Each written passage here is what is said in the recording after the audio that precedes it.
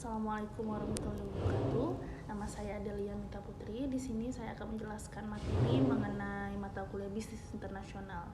Jadi yang pertama itu ada materi bisnis internasional ya. Bisnis internasional itu merupakan seluruh transaksi bisnis oleh swasta dan pemerintah yang melibatkan dua atau lebih dari sebuah negara ya. Jadi kegiatan bisnis ini bagi pihak swasta memiliki tujuan mendapatkan keuntungan yang sebesar-besarnya tentunya. Sedangkan bagi pemerintah, kegiatan bisnis ini bukan hanya untuk keuntungan semata, akan tetapi juga memiliki tujuan untuk kesejahteraan sosial. Jadi di sini bisnis internasional itu memiliki konsep. Nah, apa itu konsepnya itu? Jadi bentuk paling tradisional dari bisnis internasional itu adalah investasi dan perdagangan internasional. Nah, perdagangan internasional itu mengacu kepada pertukaran produk dan jasa yang melintasi batas negara ya.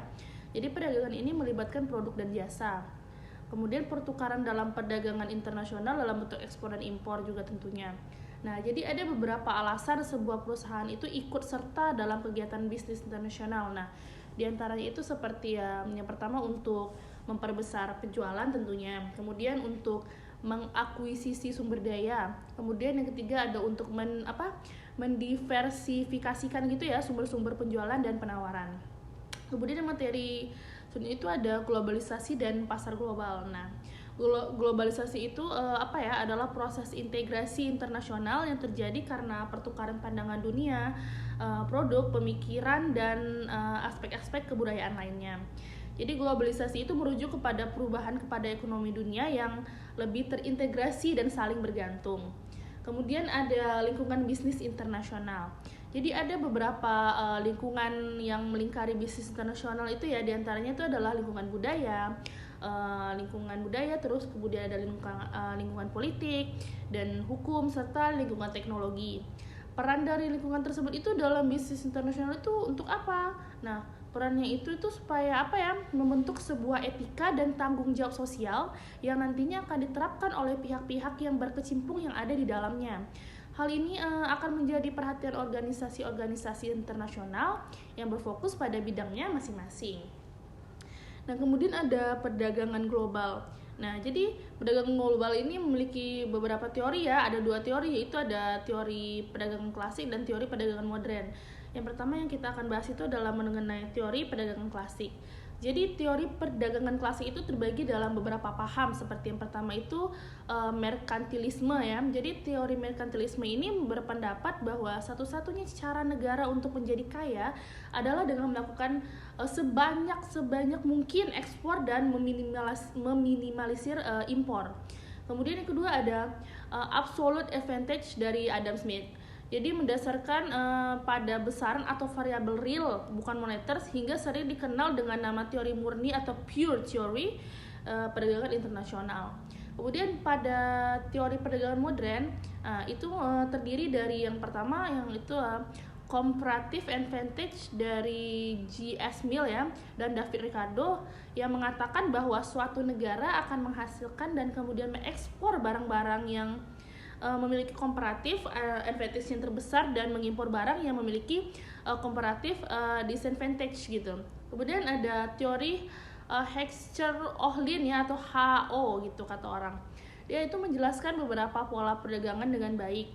Negara-negara cenderung untuk mengekspor barang-barang yang menggunakan faktor produksi yang relatif melimpah secara intensif.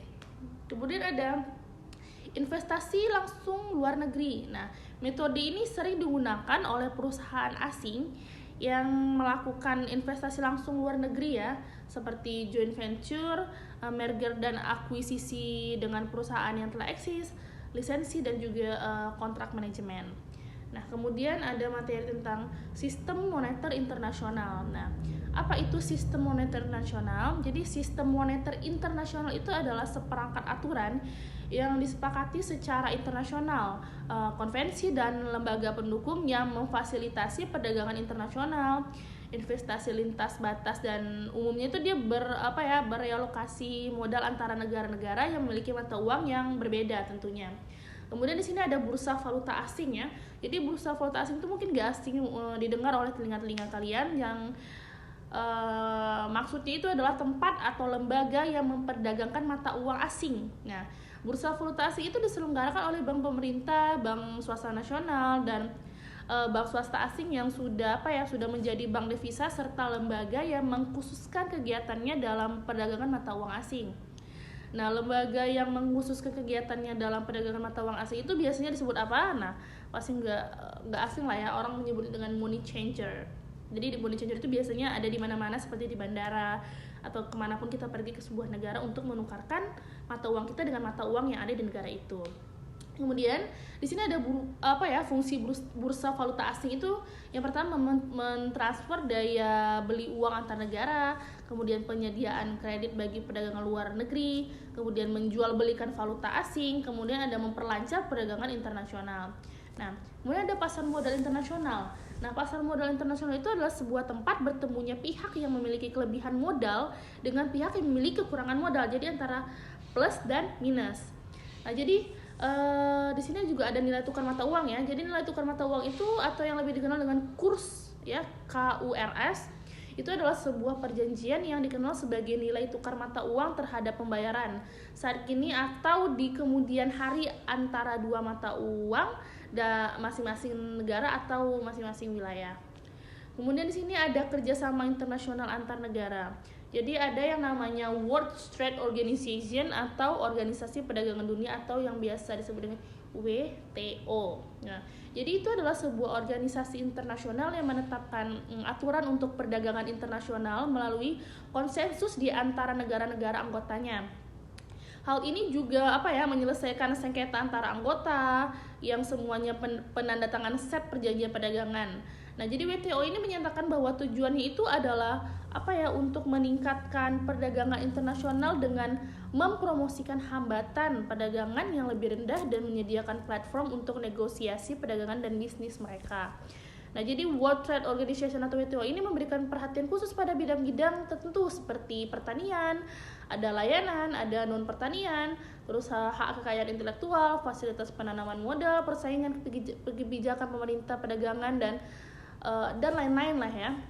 Kemudian ada integrasi regional. Jadi integrasi regional itu adalah integrasi ekonomi regional yang merupakan perjanjian antar negara dalam suatu wilayah geografis ya untuk mengurangi sampai menghilangkan hambatan tarif dan non-tarif atas barang dan jasa serta faktor produksi.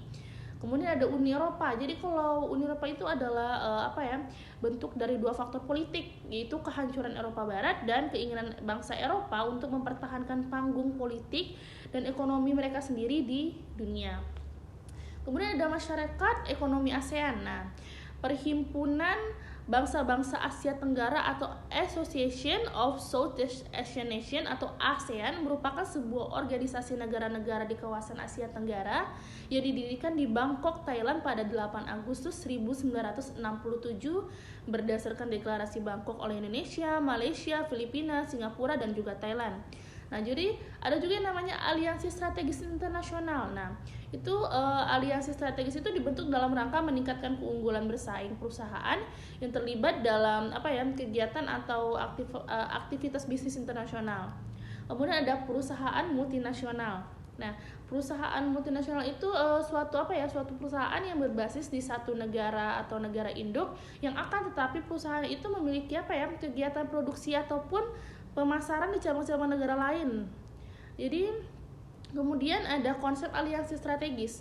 Nah, aliansi strategis ini adalah hubungan formal antara dua atau lebih kelompok untuk mencapai satu tujuan yang disepakati bersama ataupun memenuhi bisnis kritis tertentu yang dibutuhkan masing-masing organisasi secara independen gitu, secara lebih percaya diri. Kemudian terakhir ada jenis aliansi strategis. Jadi ada 4 ya jenis aliansi strategis ini, diantaranya itu ada joint venture, ada equity strategic alliance, terus ada non-equity strategic alliance, dan terakhir itu ada global strategic alliance. Jadi sekian materi tentang mata kuliah bisnis internasional yang dapat saya sampaikan dalam rangka untuk memenuhi tugas ujian tengah semester saya. Lebih dan kurangnya mohon maaf, semoga bisa dipahami. Assalamualaikum warahmatullahi wabarakatuh.